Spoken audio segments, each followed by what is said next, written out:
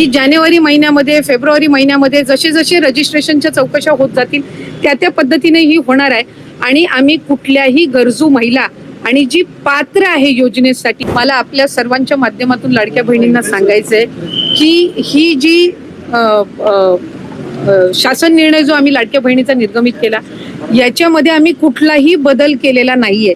ही मला सर्व आपल्या माध्यमातून लाडक्या बहिणींना सांगायचंय की कुठलेही निकष आम्ही बदल केलेले नाहीयेत। 2.5 लाखाचं उत्पन्न त्याच्यापेक्षा कमी असणं लाभार्थी असण्यासाठी हे आम्ही त्या ठिकाणी निश्चित आधीच केलेलं होतं।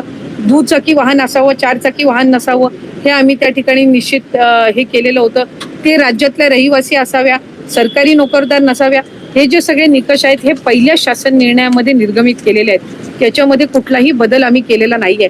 आम्ही ज्या वेळेला पहिलं ऑगस्ट महिन्यामध्ये ज्या वेळेला स्क्रुटिनी चालू केली त्यावेळेला 70-75 हजार अर्ज असे होते की जे पात्र होत नव्हते, जे त्यावेळेला ड्रॉप करण्यात आले होते।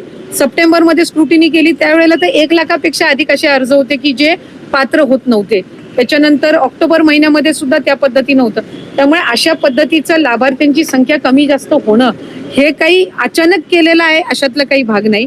आणि निकषांमध्ये काही तक्रारी ज्या ऑक्टोबर, नोव्हेंबर, डिसेंबर महिन्यामध्ये ज्या प्राप्त झालेल्या आहेत, जे एका ह्याच्यावरून 2-2, 3-3 वेळा लाभ घेत आहेत अकाउंट्समधना, किंवा ज्यांच्यात 4 चाकी वाहनं आहेत पण तरी सुद्धा ते अशा जे काही कंप्लेंट बेस्ड आहेत त्या संदर्भातली चौकशी करून त्यांचा आधीचा कुठलाही लाभ आम्ही त्यांच्या अकाउंटमधून परत घेतलेला नाही।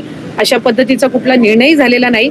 फक्त क्रॉस व्हेरिफिकेशन मध्ये जे पात्र ठरत नाहीयेत त्यांना त्या महिन्यापासूनचा लाभ हा बंद करण्याच्या दृष्टिकोनातून आम्ही त्या ठिकाणी ही पावलं उचललेली आहेत। निवडणुकीच्या आधी आपण असल्या प्रकारची कुठलीही स्क्रुटिनी न करता आम्ही असल्या प्रकारची आता मात्र निवडणूक संपल्यानंतर मी आपल्याला त्या संदर्भातली माहिती ही मगाशी सुद्धा दिली की आम्ही ऑगस्ट महिन्यामध्ये ज्या वेळेला आम्ही स्क्रुटिनी करायला सुरुवात केली त्याही वेळेला 77 हजारपेक्षा अधिक महिला या अपात्र झालेल्या होत्या।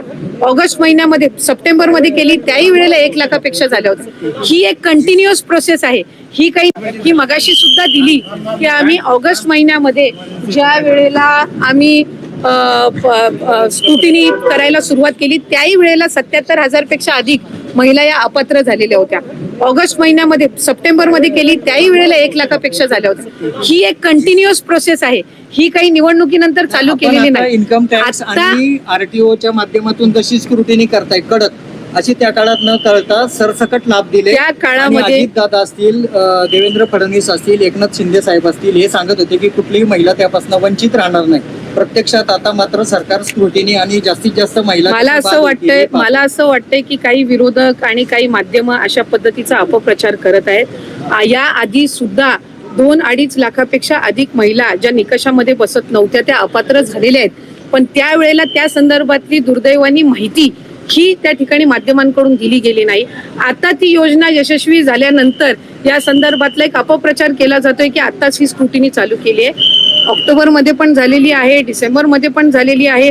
आणि मी आपल्याला वारंवार सांगत आहे की कंप्लेंट बेस्ड स्थानिक जिल्हा प्रशासनाकडून ज्या वेळेला कंप्लेंट्स प्राप्त होतात त्यावेळेला काही माध्यमच आम्हाला सांगत होती की अशा पद्धतीच्या काही चुकीचे काही हे मिळते तर आपण त्याच्यावर काही ना काही जे गरजू आहेत त्यांच्यापर्यंत हा लाभ पोहोचला पाहिजे। त्यामुळे सप्टेंबर, ऑक्टोबर महिन्यामध्ये पण ही अशा पद्धतीची व्हेरिफिकेशन झालेली होती। आता आणखीन ऑक्टोबर, नोव्हेंबरमध्ये काही